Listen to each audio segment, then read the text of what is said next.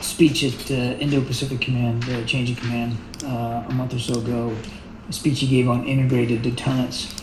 He talked about how important it was for the Defense Department to be able to understand faster, decide faster, and act faster in an ever increasingly dynamic security environment. And that's really what Joint All-Domain Command and Control is all about. And in a minute, I'm going to have Lieutenant General Dennis Crall, the Joint Staff J6, or Director of Command and Control, Communications and Computers, come up and talk to you a little bit more about what that is in greater detail. But that's really the idea here, is to allow us to understand the environment faster, decide faster, and then act faster. And the Secretary was very pleased to see the work that had been done on what we call JADC2, Joint All-Domain Command and Control. All the work that had been done previous to him arriving here at the Pentagon, and was very proud and delighted to be able to authorize this going forward and sign it into being here at the Defense Department. It's a very exciting framework and an architecture for helping us do our jobs better and to help us get to that idea of integrated deterrence. And with that, I'm going to ask Lieutenant General Crall to come up and talk to you a little bit about it. He'll take questions after he's done with his brief opening comments. I will moderate those questions, if you will, because we do have some interested press on the phone that want to talk to him about this. So once he's done, I'll be the one calling. Okay? Thank you. Well, good afternoon, and I really appreciate the opportunity to just say a few words and why we're pretty excited about the Secretary's signaling on signing the JADC2 strategy document. It does a couple things for us. The first of which, it's a clear recognition by the Secretary on the nature of the fight we expect to have in the digital age. And that fight is different. It is characterized by speed and this machine-human interface. The second thing that it does is it brings together some rather disparate communities within the department and has us work together for a common cause. And that is needed to have happen because there are OSD equities, as you might imagine, service equities, joint staff equities, combatant command, and the like. And so while it remains very encouraging to those to experiment and test, we wouldn't ever want to stifle that, it does bring about a sense of order to the way in which we move that effort forward. So in the simplest terms, what the JADC2 strategy does is it does bring order to our efforts in the command and control arena to sense, make sense, and act, all at the speed of relevance. And that last piece is what makes this different. If you have time to act, maybe if you rewind the clock a bit back to maybe Cold War thinking, or maybe where we control the operational time and tempo, that time is an interesting factor. It gives you the opportunity to study, to learn, and to be a little more deliberate on your actions. But when you enter the age of things like hypersonics or artificial intelligence enabled actions, that time differential or that time availability shrinks or evaporates altogether. So what once may have been a warfighting advantage has now become a warfighting necessity. One aspect to characterize JADC2 would also be on its data-centric focus. It is all about the data, which makes this different. You might have characterized other efforts over the past decade or two on boxes or hardware, or even in some cases, standards themselves. This is a bit different. It balances or seeks to balance the need to secure the data that's necessary to feed these algorithms and make these decisions with the necessity to share that information at speed. And those two things at times are at odds with each other. It also helps us integrate some of these key technologies we've been trying to do in the department for some time. It gives us our best chance to do that. Things like artificial intelligence at scale, machine learning, predictive analytics, and the like. These are all enabling requirements for us to execute that decision advantage at the tactical edge. It leverages the good work of the services. There's been a lot of writing about what the services are doing, and in some cases it's been characterized as independent and conflicting. I would correct that and say that the experimentation that they're doing in JADC2 to date has been very complementary. The services have approached both their service and combatant command needs, I think, quite well. It is truthful, I believe, though, that if left to go on at some point of time without some level of framework or order to that process, we could find ourselves at odds with each other, meaning that we may not be interoperable both in procedure and also in that speed of data sharing. So the timing is right for this. It allows us to do some best of breed picking on who is solving those problems the best way. And more importantly, what we're going to avoid is vendor lock or proprietary solutions, which have plagued us in the past.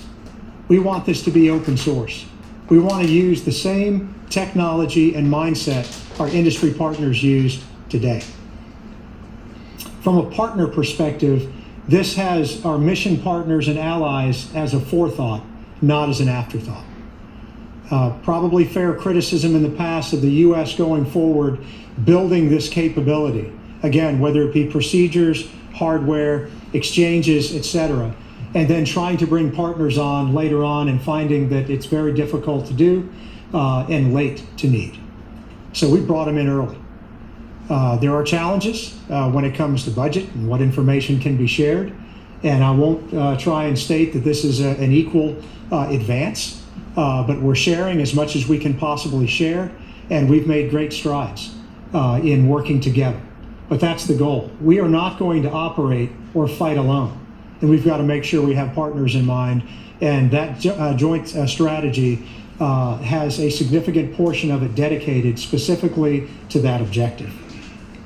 And lastly, I think, and most importantly, for all the excitement of the strategy, and I am genuinely excited to have it signed, this really starts our work. It's now implementation time. Planning is good, talk is good, now it's delivery time. And we've been given the clear signal to begin pushing these outcomes to the people who need them. And while the warfighters might appreciate the many efforts that we go through to do this, they live with our outcomes. And it's outcome delivery time. And that's where we are. So I'd be more than happy to take any questions you might have.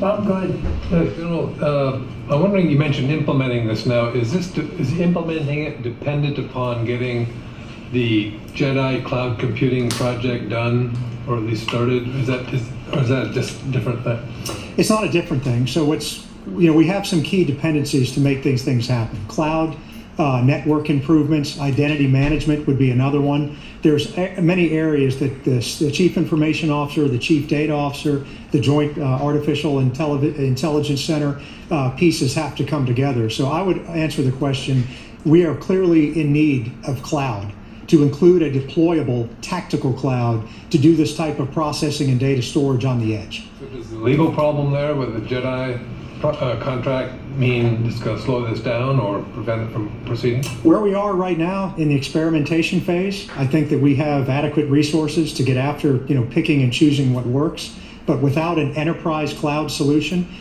clearly that would inhibit us in the future. But we have the means necessary today to do that level of experimentation. But it's probably easy to figure, how long would it take us before we exceed our capabilities. Mm-hmm. We're going to go to the phones too. We have Jackson Barnett from FedScoop. Thank you very much, General, for doing this. Could you speak more to how exactly you are working with the services to integrate their efforts, be it ABMS, Project Convergence? What is the actual mechanism to make this a joint effort? No, that's a great question. And the Deputy Secretary this is really an area in which she has given us, again, not only clear guidance, but a usable, workable mechanism to accomplish that. So we've had recently signed the cross-functional team charter for JADC2. And that is the widest table setting you can imagine of attendees to get after these problems. It provides an atmosphere to present where you're at, but it also gives the audience an opportunity to lay flat these differences or project what we may have challenges moving forward in the future. And the way that the governance is designed is that we have a couple venues to take potential decisions out of that cross-functional team. Once their work is done, if you looked at imagine a diagram of flow of information, from that cross-functional team come recommendations.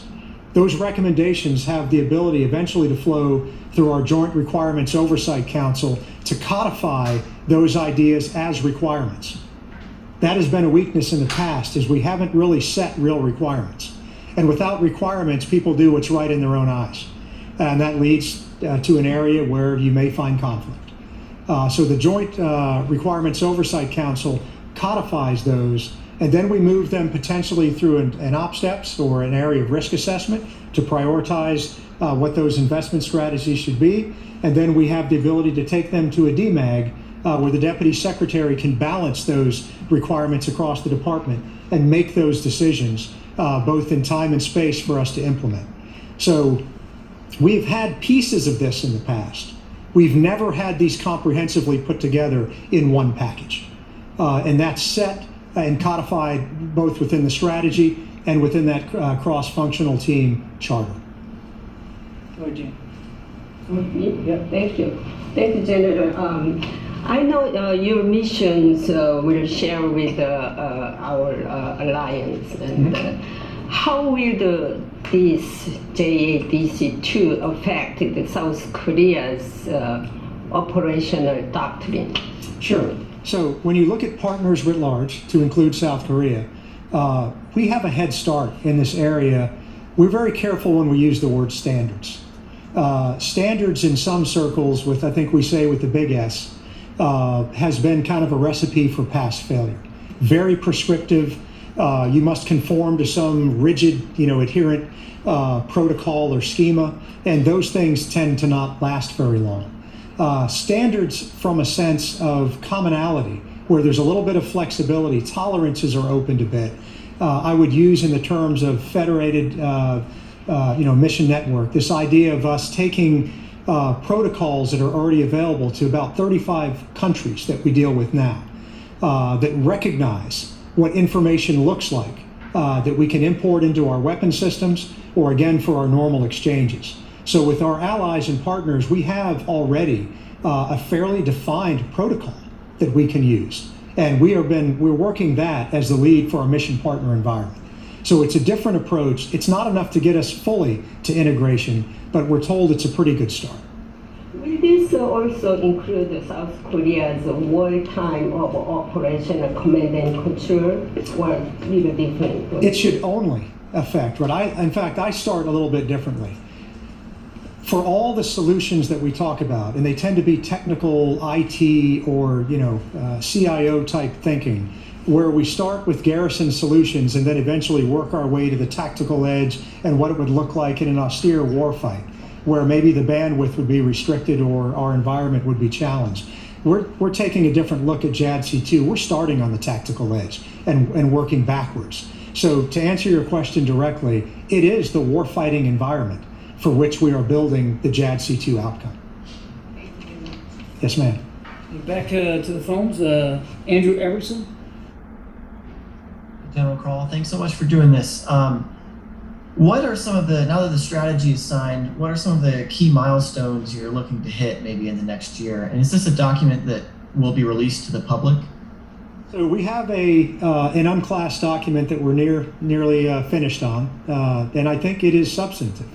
That will give you a really good feel for what we're driving to. So some priorities that we have, and your question really is, now that we've got it, where do you start? There's several areas that I think we've already started and will continue on, and that really is, and maybe I'll give you a few. A few we have to solve, otherwise issues like cloud will almost be irrelevant. We have to set some things right in the department, and the first one is the definition of a federated data fabric. We've had several data summits. We're about to have another one here shortly in about a week, where we're pulling the community together to define what this looks like. Again, that balance of tolerances. You set it too open, you don't have a standard. Set it too narrow, it's too prescriptive. There is something in the middle that fits right, and that's what we're in search of. And again, we've had a couple of these already. At the small level, this is our second large event. So that's one area. Identity, credentials, and management. This idea of determining your authenticity on the network.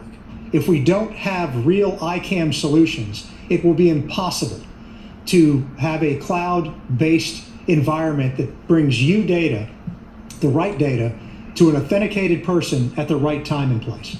So that's an area we're looking at. Software development, professionally developed, nimble, containerized, upgradable software versus software that is locked, almost impossible to change, and can't be adapted, again, in those areas of the fight we expect to be. So those are a few, and I would probably throw in some network enhancements as well that we're trying to mitigate right now.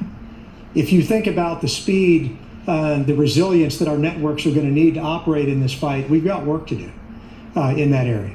And so it's full steam on to make those changes today. And one of those will be to move to a zero trust environment versus the perimeter environment we find ourselves in today. Pat Tucker, Defense One. I wonder, different aspects of experimentation with JADC2 have already been occurring. There's the ABMS effort, there's the Army's Project Convergence effort, there's the Navy's Project Overmatch. The budget request is already out with some items that sort of speak to JADC2. So I wonder if you can be a little more specific on what the signing of the strategy enables you to do right now that you wouldn't have been able to do before? Like, what does that exactly kick into place? Yeah, so like as of the day it was signed, right, what it means to us. So I would say a couple things. One, it provides now real lines of effort. So while I could persuade, which is what, it would be in the eye of the beholder whether or not I was successful. I think it's mixed bag there. But I could persuade individuals to adhere to a framework and a structure. And if there was slow compliance or no compliance, there was really no teeth in the system to make that change. We had no Northern Star. So specifically what it does now is allow me to take that JADC2 strategy and a specific line of effort and then place it directly over the top of this experimentation and vet it and say what parts of those are in compliance today and which parts are not. And the pieces that are not, what do you want to do with those?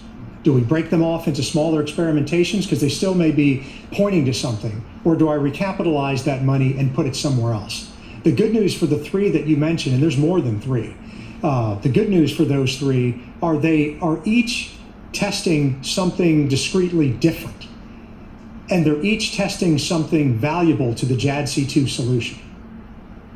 And again, being completely transparent, let that go a year without any intervention, and I'm not sure we would be as welcoming because the investment strategy may be locking some decisions in that we may find not working well in the environment. So specifically what it allows us to do is to now look for compliance in the direction that we've set inside of JADC2.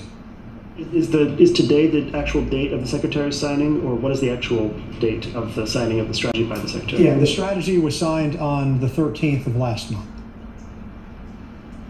Okay, back to the phones. Mallory Shelby. Thanks so much. Thanks, General, for doing this. So the Navy and the Marine Corps both have some elements on their unfunded priorities list that would feed into the JADC2 effort. Do you feel that this effort is adequately funded? And what would you say about the pieces of unfunded priorities that the services say they need to work toward this?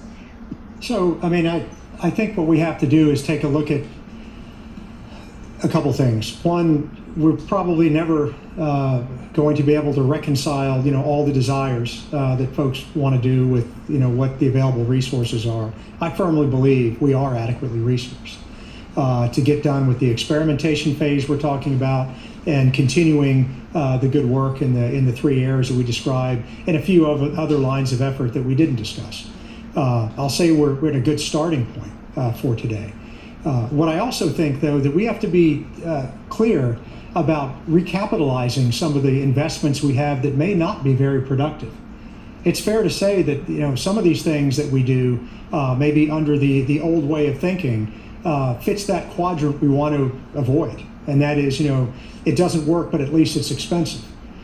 We've got to fight our way out of that, and there are examples of things that we just need to stop investing in and start investing in maybe a better way of doing business. And they've been recognized. We've tagged some of these, and we're already making decisions along those lines. So it's not about just doing everything we're doing today exactly as we're doing it and then adding something new. I think we need to be really smart about the way we move forward and utilize the resources we're given smartly. So we'll see how that pans out. It's early in the process, so I'll probably have to give you an unsatisfying answer, is that I really don't know the full impact of that, but I'm optimistic, and I think I'm realistically optimistic that we have enough to get started. Thanks. Mike Stone, Reuters. Just to go back, one housekeeping question. The signing on the 13th, does that, and the teeth that it provides to your office, does that provide an ability to cancel the JEDI contract? Is there now more equity that you have to dial that back? I don't know, to be honest. I'll say this, that I kind of leave that in the realm, of the chief information officer and the deputy secretary.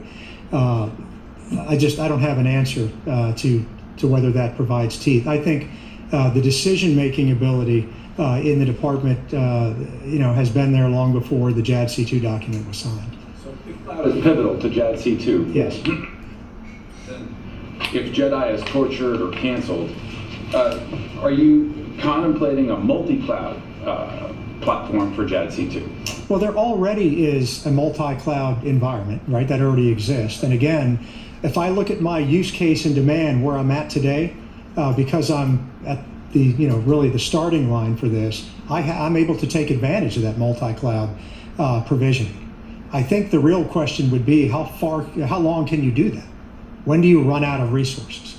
And then is it cost effective? Not every cloud performs the same way. The clouds have different characteristics that need to survive on that tactical edge. So again, where I sit today, I can get the work done we need to get started. But make no mistake, your opening line is accurate. JADC2, the delivery of JADC2 is dependent on a robust, purpose-built cloud for the environment that we need to operate in. Another one from the phone lines, Colin Clark. Yes, sir. As you know, Breaking Defense has been following this for a while, and one of the things that you told us is that you'd like to see much better work, much more focused work coming out of the defense industry. So if you had the chance to sit down with, say, the CEOs of the top 10 defense companies, what would you tell them they need to change? Well, I have had the opportunity to sit down with a lot in industry, research, and academia, and I think we've been consistent in our message. And I've stated or hinted about some of that in the beginning. First of all, we demand the best that industry has to offer today, not what I would consider to be something that is past its prime. So we're looking to leverage and take advantage again of what we require to execute our mission. We also want to avoid proprietary solutions. We want data sharing. We want to have the ability to fuse data sets together in ways that are nimble, like industry does today, meaning we have to share a little bit of the backside of how those things work. So meeting us at speed, less about boxes, again, less about vendor lock, more real open way of doing business, and to move at speed. That's what I've asked for. And frankly, we need solutions that work on the tactical edge. And the reference you're making was at a speech I gave some time ago where I specifically referenced identity management. We need to be able to do that in a deployed environment. And I have been critical. The industry solutions that we've been offered don't work in the area I need them to work. They work great in the national capital region. They don't work really well in an austere environment coming out of the back of an airplane or at sea. And that's where we're starting. And those are discussions we've had. Louis. Hi, sir. Just a quick question. I mean, you're with the Joint Staff, with the J6. How do you implement this in the real world at the COCOM level? Or does this just currently just stay at the service level for now? I think you just mentioned in your at the end of your answer now how you get to the endpoint. Yeah, I think that's really the magic of the secretary signing this, right? We've had, if you went back and looked at some of these efforts or pieces of it over the past decade and a half, they've always been limited to one faction or one portion of the department. This is the first that I'm aware of where it's brought all these entities together. So when you look at the ability to deliver an outcome across these various places which have normally, in some cases, have had difficulty of having consistency through them, that's what makes this different. That cross-functional team is a real cross-functional team. It respects the services provisions to deliver capabilities to combatant commands. Doesn't change anything in that realm. The JROC still functions at producing requirements. The Deputy Secretary still makes those decisions in that DMAG process to ensure that the funding and alignment is given to those priority efforts. The difference is we're now able to advise her across the entire department, not from one segment. So therefore, I mean, this is the guidance that end users will be able to use to figure out how to implement all of this together in a day-to-day operation. That's right. Not only do they get to influence how we do that, they are the judges of how well it works. Right? That's our customer, is the warfighter. How they vote will determine whether or not we're successful. Okay, I think that's it. Thank you very much, sir. Appreciate Thank your you. time today. Thank you.